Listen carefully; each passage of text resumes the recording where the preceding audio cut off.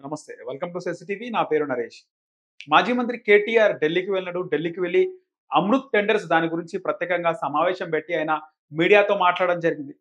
నేను ఢిల్లీకెళ్తానని ముందే చెప్పాను. సో, ముందే కేటీఆర్ ఢిల్లీకి పోతున్నానని చెప్పిండు. ఢిల్లీకి పోయి ఖచ్చితంగా నేను అన్ని కూడా బట్టబయలు చేస్తా అన్నాడు. ఇప్పుడు ఆయన అమృత్ టెండర్స్ కోసం మాట్లాడుతున్నారు. అమృత్ టెండర్స్‌లో ముఖ్యమంత్రి రేవంత్ రెడ్డికి వాళ్ళ బామ్మర్దికి వాటా ఎందుకొచ్చింది? ఇక మంత్రిగా ఉన్నటువంటి పొంగులేటి శ్రీనివాసరెడ్డి కంపెనీకే టెండర్ ఎందుకు ఇచ్చినారు అని చెప్పేసి కేటీఆర్ ప్రశ్నిస్తుంటారు.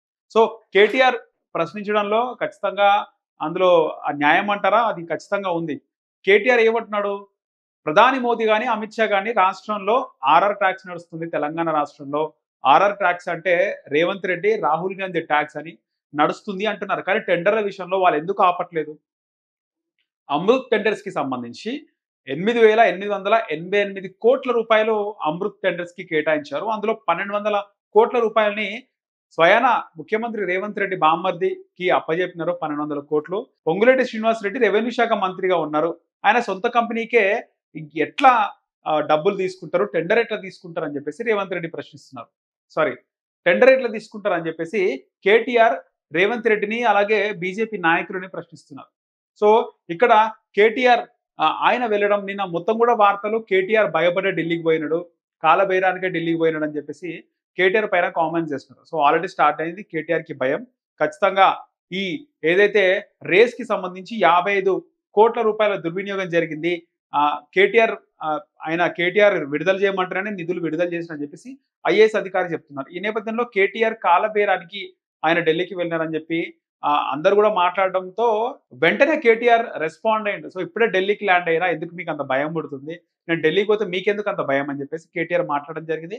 ఆ మరుసటి రోజే కేటీఆర్ ప్రెస్ మీట్ పెట్టడం 8,888 అక్కడ దీనికి సంబంధించి వాళ్ళు టెండర్ వేయడం జరిగింది. దాంట్లో 1,200 రూపాయలని కేటీఆర్ అక్కడ 1,200 రూపాయలు రేవంత్ రెడ్డి బామ్మర్దికి ఇచ్చినట్టుగా ఆయనకు కేటాయించినట్టుగా కేటీఆర్ మాట్లాడడం కూడా జరిగింది. సో ఈ నేపథ్యంలో ఆయన పొంగులేటి శ్రీనివాసరెడ్డి పైన కూడా కామెంట్స్ చేసినారు. ఆయన పొంగులేటి శ్రీనివాసరెడ్డి రెవెన్యూ శాఖ మంత్రిగా ఉంటూ ఎందుకు ఆయన సొంత కంపెనీకి టెండర్ ఎందుకు తీసుకున్నాడు? ఇది ఎక్కడైనా జరుగుతుందా? అని చెప్పేసి ఆయన ఇటు కాంగ్రెస్‌ని అటు బీజేపీని కూడా ఆయన మాట్లాడడం జరిగింది. దీనిపైన మొత్తం కూడా ఆయన స్పీచ్ చూస్తే హిందీలోనే ఉంది. హిందీలోనే కేటీఆర్ అనర్గళంగా మాట్లాడుతున్నారు. సో ఇది నేను ఇక్కడ అంతం కాదు, ఆరంభం మాత్రమే. ఖచ్చితంగా నేను ఢిల్లీకి వస్తూనే ఉంటాను అని చెప్పేసి. మరోవైపు 55 విషయంలో ఏదైతే ఈ రేసింగ్ విషయంలో కేటీఆర్ రిలీజ్ చేయమంటేనే ఫండ్స్ నేను రిలీజ్ చేసిన అని చెప్పేసి ఐఏఎస్ అధికారి చెప్తున్నారు. సో దీంట్లో ఏమైనా కేసు జరుగుతుందా? ఇక్కడ కేటీఆర్ పైన ఏమైనా చర్యలు తీసుకునే అవకాశం ఉందా? లాస్ ఏం చెప్తున్నాయి? ఖచ్చితంగా కేటీఆర్ పైన చర్యలు తీసుకునే అవకాశం ఉంటది.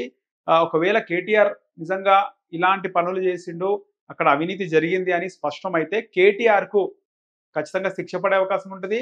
సో ఆయన బయట ఉన్నప్పటికీ కూడా 7 సంవత్సరాల వరకు కేటీఆర్ పోటీ చేసే అవకాశం కోల్పోతారని చెప్పేసి ఇప్పటికే ఆ లాస్ చెప్తున్నాయి. చూడాలి ఏం జరుగుతుందో.